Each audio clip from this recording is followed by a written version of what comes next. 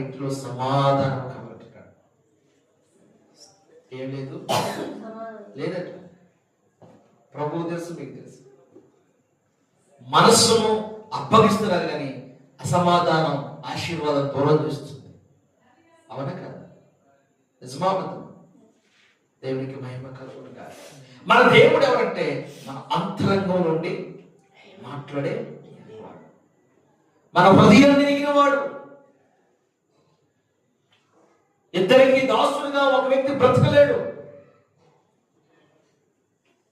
మీ పనిని పరిపూర్ణంగా ముందుకు కొనసాగనట్లేదు. మీకు దేవుని పని మహాశ, కానీ దాన్ని పరిపూర్ణతగా చేయనిట్లా.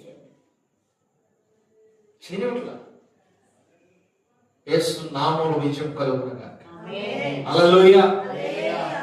దేవుని పిల్లరా, దేవుని వాక్యంలో మాట్లాడుతున్న వాడు చూస్తే ఎవడును ఇద్దరు యజమానులకు దాసుడుగా ఉండనేరడు. ఉండగలుగుతారా చెప్పండి? అత్తగారింటి దగ్గర, అమ్మగారింటి దగ్గర ఉంటే ఎక్కడైనా ఒక చోటే ఉండాలి.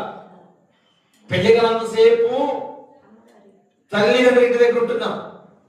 పెళ్ళైన తర్వాత అత్తగారింటికి వచ్చాం. ఇప్పుడు పెళ్ళైన తర్వాత అత్తగారింటికి వచ్చినప్పుడు ఏ పద్ధతిలో నడవాలి? ఏ పద్ధతిలో నడవాలి?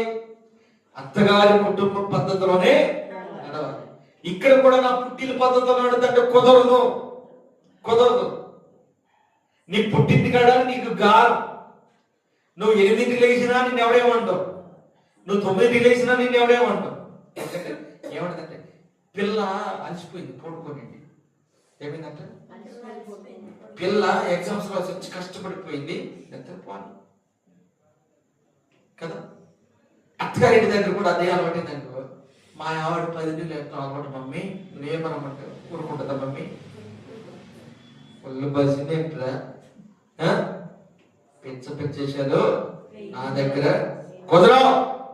లేపు నీ భార్య 5 గంటలకి ఇలా లేగాలి, ఇల్లు వాకిలంతా ఊడవాలి, అర్థమైందా? కల్లాపు కొట్టాలి, ముగ్గేయాలి, ఇంటి ముందు గుమ్ము అలంకరించి ఉండాలి, అందంగా ఉండాలి నా ఇల్లు అంటే కాదులే మమ్మీ. ఊరుకుంటుందా? ఊరుకో. ఎందుకని? పుట్టింటి దగ్గర పద్ధతి అత్తగారింటి దగ్గర చదవ.